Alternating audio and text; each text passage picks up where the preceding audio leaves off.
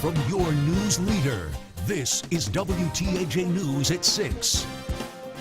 Good evening, I'm Amanda Kenny. Emergency crews have been on scene of a train derailment for more than 12 hours now. We continue to follow the latest breaking news developments.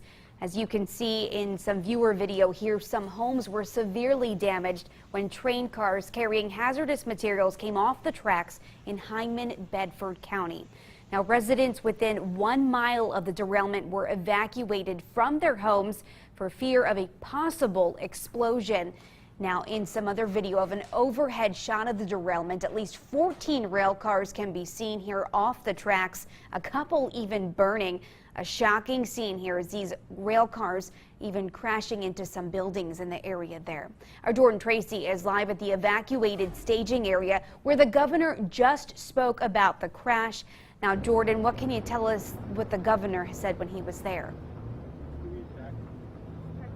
Well, Amanda, first and foremost, the governor wanted to make sure that the state appreciates the efforts by the first responders here. He actually credits them for being able to get everybody out safely and not have anybody injured or killed. At this time, people are coming in and out of the staging area, getting assistance by the Red Cross, whether that is finding them a place at this point. I was told by an official inside that the is unstable. During that evacuation process, 6 people did refuse to leave their homes. They're keeping tabs on those people at this time, and they do have crews there available to help with all the situation happening at the derailment. We do have one of our engine crews and an ambulance crew actually in the town right now supporting the hazmat team from CSX. And I would ask that everyone continue to keep those first responders in their prayers because there's still a long way to go here.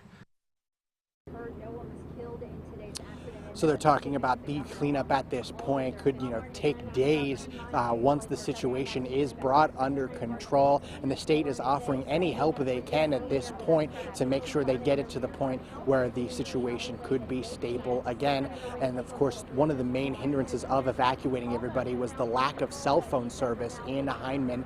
And they're maybe looking into finding a way to remedy that problem as it goes along. Reporting live, Jordan Tracy, WTAJ News. Now, Jordan, I do have a question for you. Since you're at the evacuation staging area, is that where people are going who are evacuated? And about what's the scene there? How many people are there right now? We hear a lot of commotion in the background there. Well, yes, people are coming in and out. There's maybe a couple dozen people in there now, families, children, with some of the belongings of their homes. I saw a sneaker box. I saw, toys that they took with them to kind of calm the situation. And at this point, they're just waiting to go to another area. Well, Red Cross is working with hotels at this point to find a place for them to go. All right, Jordan in Bedford County, thank you. Our Lindsay Kennett has been at the scene all day gathering information for us. Now, Lindsay, what are the latest details that you have? Amanda, as you can imagine, it's been a chaotic day for both first responders and residents as everyone has been evacuated from the area for fear that at least 2 derailed train cars that are on fire could explode. We do want to show you some video from a surveillance camera not too far from the crash site. You can see there is a massive explosion. There it is after the crash, just lighting up the street. And we do have another angle for you just behind that American flag. That explosion just looks like a giant ball of light. Well, our Maggie Smolka is also live in Bedford County with reactions from residents who were forced out of their homes. Maggie? Amanda, people in this small community waking up to an extremely loud explosion, only to find out that their day was only beginning. As they would walk outside, they would soon be faced with a dangerous situation. Maggie, thank you. Now, many of the roads in town are closed from Route 96. That's closed from the Maryland state line to the intersection of Brant Hollow Road in Harrison Township. Also, Gooseberry Road closed from the Somerset County line to the intersection of Route 96. And Route 2019 in Somerset County closed from the Bedford County line to the intersection of Route 31 Glades Pike. And of course, you can get all the details on the train derailment by downloading our new WTAJ News app. You can download it for free at your app store. Be the first to receive breaking news alerts with your news leader. And leaders of a midget football camp face felony charges after allegations of physical and verbal abuse of children. Charlotte Ames joins us now with details. The Somerset County District Attorney filed child endangerment charges today against 3 people with the Steel Valley Midget Football Association. The suspects ran the 6-day Camp Rough House at Laurel Hills State Park for 11 to 14-year-olds from the Homestead area. DA Lisa Lazari-Straysizer says leaders encouraged older children to physically and verbally abuse younger ones. She says campers who complained were called snitches, told to fight back, made to run laps, or to stand in the middle of hitting drills.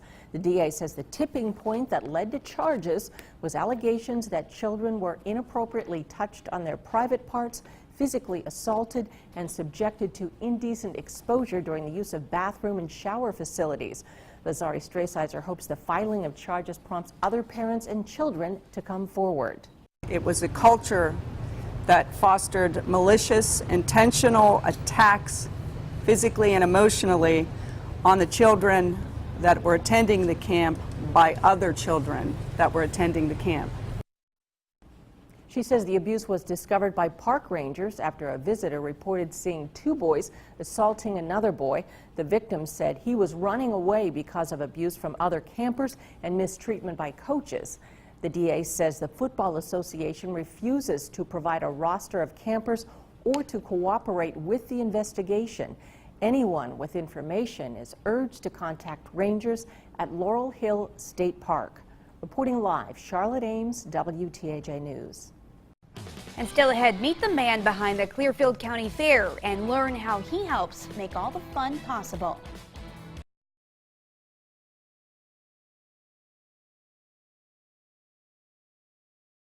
This is WTAJ News at 6. I don't think that there are any winners in this process. Coming up, what's next for the fraternity brothers accused in the death of Penn State student Timothy Piazza? Good evening, I'm John Clay. A Center County judge made a decision today to drop the most severe charges against those Beta Theta Pi fraternity brothers. The brothers initially faced charges ranging from hazing and evidence tampering to more severe charges, including aggravated assault and involuntary manslaughter. Our Hannah Smith has been following the case and has the latest on the judge's decision tonight. Hannah? John, after a long preliminary hearing process, the judge finally made the decision on what charges would carry over for 14 Beta Theta Pi brothers. All of the felonies were dismissed, which includes involuntary manslaughter, aggravated assault, plus simple assault charges were also dismissed by Judge Sinclair. Charges that did stick were reckless endangerment and hazing. 4 brothers had their cases completely dismissed. 2 brothers originally waived their preliminary hearing, sending a total of 14 to stand trial in connection with the death of Timothy Piazza. While the testimony would be hard to hear at times, Timothy Piazza's parents sat front row for each day of the preliminary hearings. After the ruling, District Attorney Stacey Parks Miller says that she and the family were surprised by the decision. The Piazza family attorney says that even though the higher charges did not stick, not to forget what some charges being bound over means.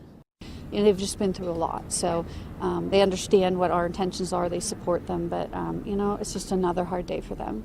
They cried. They didn't cry tears on the dismissal of higher charges.